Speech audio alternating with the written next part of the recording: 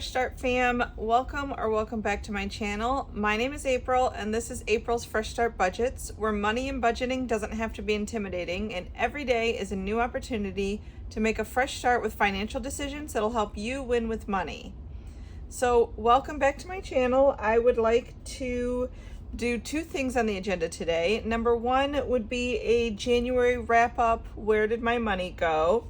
So what we have here is I have a where did my money go breakdown of January 2024. This form I got from the Budget Moms website. It is not a free form, but it usually is on sale or it's a few bucks. I'll have a link to that form in the description down below. So, few categories that we want to go over here. We have our mortgage. We monthly budget $1,100, and that is how much we spent. Gas budget for the house, we budget $80. We spent $83, so we were over on that by $3. Electric, we budget $100. It was $97, so we were under in that category by $3. Water and sewer, we budget $80. We spent $75, so we were in the black on that one by $5. Groceries, so we actually got paid, my paycheck actually came in 3 times this month. And so typically we budget about $1,000 a month for this one, but because we got paid the 3rd time on the last day of the month, we were technically only $50 or $33 in the black on this one, but that's okay. We were still in the black and it counts, but I did count it towards January because we did get paid for it in January. So typically the monthly budget for groceries would be $1,000. We spent $967, but because that last pay came on the last day, I included it. Dining and entertainment, we budgeted $450. We spent $245, so we're in the black on that category by $205. Our music, TV, and ink subscriptions, we budget $60 a month. I spent $64, so we're in the red on that one by $4. I went over in the ink category because in previous videos I'd stated how I have downloaded so many amazing savings challenges from so many people, and yearly challenges are coming out and Valentine's challenges are coming out. I've just downloaded so many. I've printed so many, so I went over on my ink by a lot. The home and auto category, we budget $500. We spent $413. So we have a, in the black category, amount of $87. Health and beauty, we budget $120. We spent $87, so we have an extra $33 in that category. Fuel for the car, we budget $100. We spent $73. We have an extra $27 in that category to roll over to next month. Cell phone, so I went way over on my cell phone this month, but there's a reason for that. The reason is I actually have a family share plan.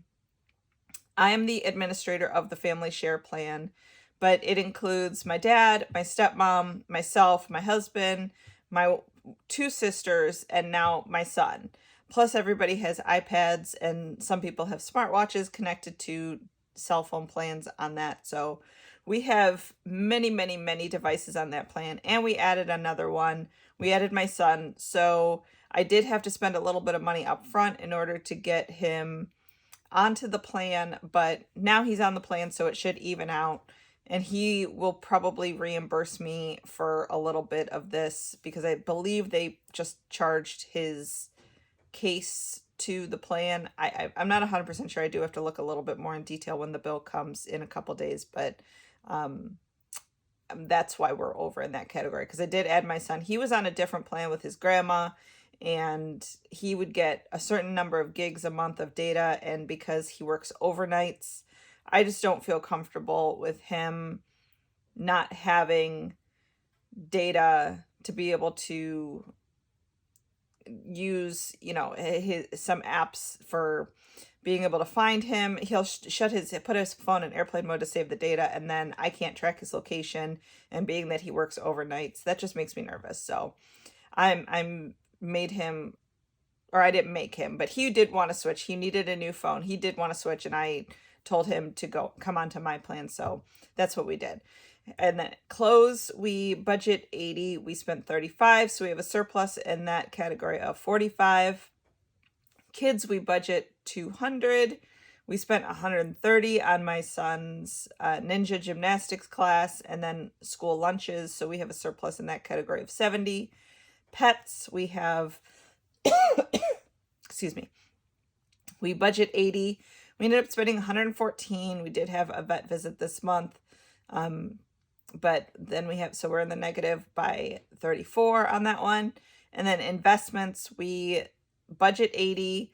There was a opportunity with one of my investment things where if you added an extra $15 this month, then they would give you a certain number of shares of something. So I decided to take part in that. So we went a little over this month. That's okay. I'll offset it next month.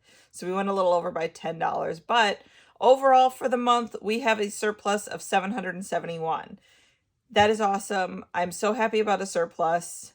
That's great. I'm really honestly quite happy because the last month or two, we've gone way over in the grocery budget. So to be under in the groceries and in the dining out, it just makes me so happy. But it's normal for the wintertime for us. We have a tendency to eat more of what we have instead of running out. We have a tendency to not go out as much. I'm sorry, guys. My allergies are acting up and I have a horribly itchy throat, so I apologize for that.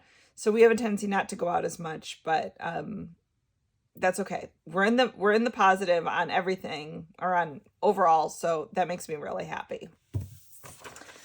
Okay, so the other thing I wanted to do with you guys today was, I know at the beginning of the year we all make goals videos, and I thought it would be neat, since we were doing a monthly wrap-up of our spending, to also do a monthly check-in on our goals. Goal 1 was to save $2,400 or $200 a month in the emergency fund. We have savings challenges that we're working towards on that. I have not counted the savings challenges yet, but we are doing some of the action steps. We've been doing savings challenges. We're doing weekly budget check-ins, and we are staying in budget on larger expenses. So I think we're doing pretty good in that. As far as how much progress we've made towards that $2,400, I don't know yet, but we're working on it. Stay in budget on groceries. We did that this month. Woohoo! I'm so excited. Meal prep has been kind of sort of decent, but not the best. Learn to love leftovers. I have been doing that, and my oldest son has been taking a lot of leftovers to work with him in his lunches versus me making him a fresh lunch. So he's helped out a lot in that category because he knows his mama does not love leftovers, but that's okay. He's been helping out and he loves the leftovers. And then number 3 is grow what we can. So one thing that I'm super excited about is I showed you guys my pepper. My pepper plant is growing a little bit more. I'll show you guys here. And then I found on the Facebook Marketplace, we had been looking at one of those countertop gardens for our kitchen to be able to grow some fresh vegetables, herbs, that type of stuff. And we decided not to get one around the holidays, even though they were a good price, because we had already hit our Christmas budget. But I found a lady a couple weeks ago, like a week and a half ago, that was giving one away, or not giving one, practically giving it away. She was selling it, but it was an astronomically good price and it was brand new. So I got it and I planted lettuce and I planted onion, and I'll insert a picture here that they're already starting to grow. So we are actually accomplishing a lot of these action steps. I'm really excited about that. And I'm most excited that we have stayed on budget with the groceries. That's amazing. Goal number 3 is to move more. I have not been doing a daily walk. I would like to be doing more walks. That action step I definitely need to work on. As far as closing my apple rings, but I did meet my goal for the month. So if you have an Apple Watch, you'll know in the fitness app, you'll have a goal for the month, or like a monthly challenge that you do. And I did meet my January challenge for the fitness, so that was good. I did do that. Wake up earlier to work out. No, I have not been doing that. I don't know what it is, but I've been super tired. Maybe it's, I don't know. But I've been super tired lately, and I've been hitting snooze more often on my alarm than not. So maybe it's winter time, maybe it's lack of sunlight. I don't know, but no, I have not been waking up earlier to work out. So this goal I definitely need to work on, I think a little bit more, but we're overall making some progress. Okay, mental health goal number 4.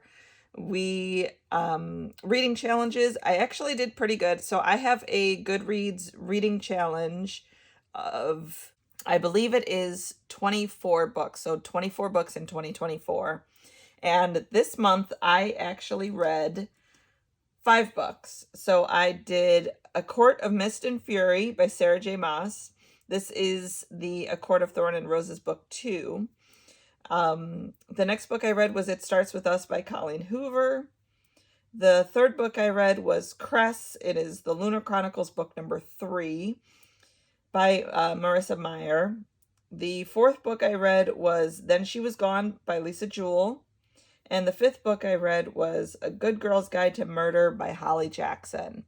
So it was a little heavy on the true crime this month, or not true crime, but the like murder mystery suspensey stuff. And that's okay. I use the Libby app, so anytime I want to add a book to my holds list, I just go into the Libby app and I put it on hold, and sometimes it'll be a month until I can get the hold. Sometimes it'll be 4 months until I can get the hold to come through and I can rent it. And so it just so happened that this month a lot of the holds that came through were of that genre. So that's okay. A Court of Mist and Fury is a very long book. It is like 300 or 650 pages. So I'm surprised I was able to do 5 books knowing that that one was so long. That one did take me a while. I actually started that one last year, but I finished it in January. So the best book I read of the month was A Good Girl's Guide to Murder by Holly Jackson. So I do recommend that one if you guys are looking for something to read. As far as action step number 2, Bible study, pray, and church. I have not gotten a study Bible yet. Obviously, that is something that I would like to do. I have not gotten one yet. I have gotten some recommendations from friends, so I'm looking into them. I just haven't pulled the trigger on actually buying one yet. And church and prayer, I have been doing those, so I think we're pretty okay on that. Getting back into therapy, I have not done that yet. I have not really looked into it as far as somebody that's on my insurance plan, so I do need to get into that one a little bit more. But I would say overall, for a goals check-in for month 1, we're doing pretty good. So how are you guys doing on your goals for 2024? I would really like to know. Please comment down below and let me know how you guys are doing. Give this video a thumbs up if you liked it, and I will see you guys in the next one. Have a good night.